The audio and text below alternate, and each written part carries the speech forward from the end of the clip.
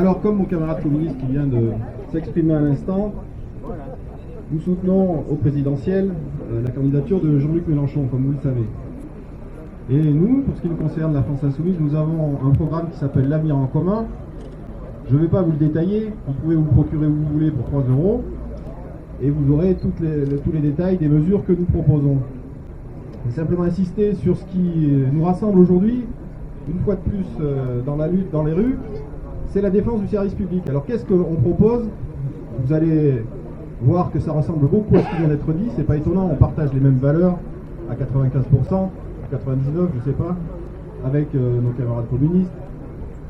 Donc ce qu'on propose évidemment, c'est la défense du service public basée sur les principes de base de la République.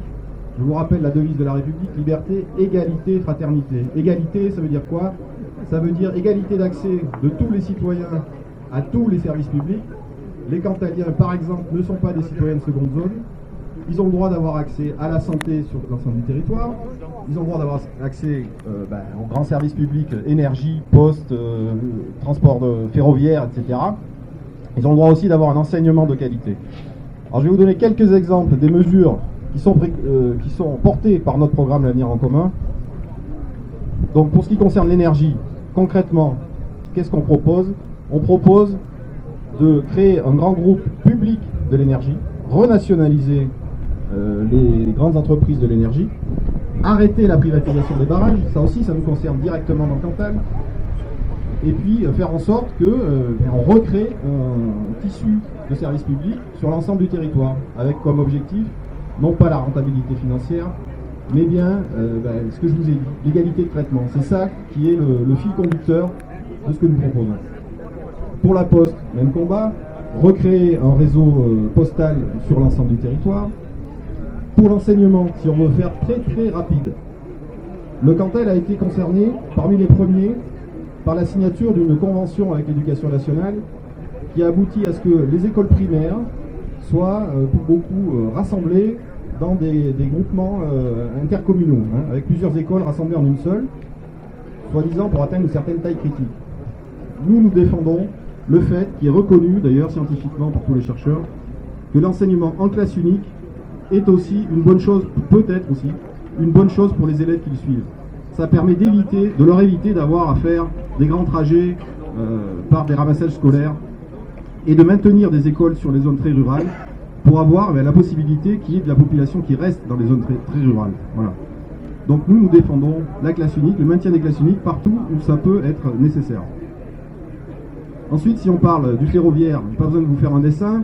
Là aussi, nous pensons, dans le cadre de la transition écologique, qu'il est urgent de donner la priorité au ferroviaire sur le routier. Donc dans le Cantal, vous savez qu'il n'y a plus aucun train de fret, sauf celui qui passe un petit peu à Neussargues pour aller alimenter Saint-Chély, l'usine de Saint-Chély.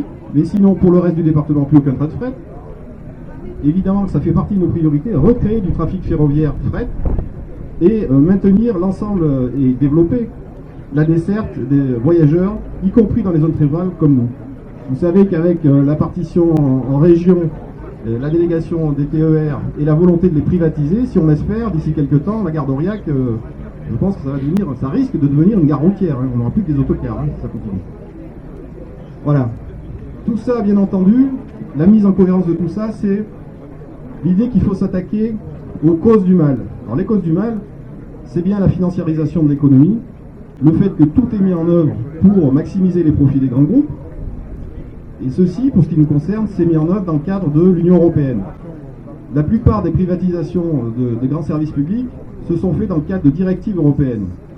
Alors à chaque fois on nous dit c'est Bruxelles, mais c'est pas Bruxelles. C'est des décisions qui sont prises à Bruxelles dans le cadre du Conseil européen où siègent l'ensemble des chefs d'État, dont le chef d'État français. Toutes les directives européennes qui ont abouti à la privatisation et à la mise en concurrence des services publics ont été approuvées par le chef d'État français.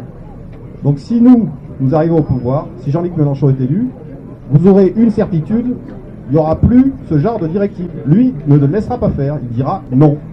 Non, nous ne sommes pas pour la mise en concurrence de l'ensemble des services publics, de tout, de la marchandisation, de tout. Voilà. Donc, on va s'attaquer à ça au niveau européen, et bien entendu la lutte contre les paradis fiscaux, la lutte contre la financiarisation de l'économie, mais je ne vais pas vous faire tout le programme, parce que sinon on peut y rester des heures et des heures. Moi je conclurai là-dessus. Je pense qu'il faut qu'on soit conscient que personne ne luttera à notre place. On défendra nos services publics et on arrivera à les maintenir si on se mobilise ensemble le plus largement possible sur l'ensemble du territoire. Et nous nous engageons à être le relais politique de ces mobilisations, à les défendre et à les soutenir, non seulement à les soutenir, mais à les développer aussi. C'est le sens de notre présence ici, c'est le sens de ma candidature aussi au niveau des législatives pour les prochaines élections. Voilà. Donc écoutez, bon courage pour les prochaines luttes et puis à très bientôt.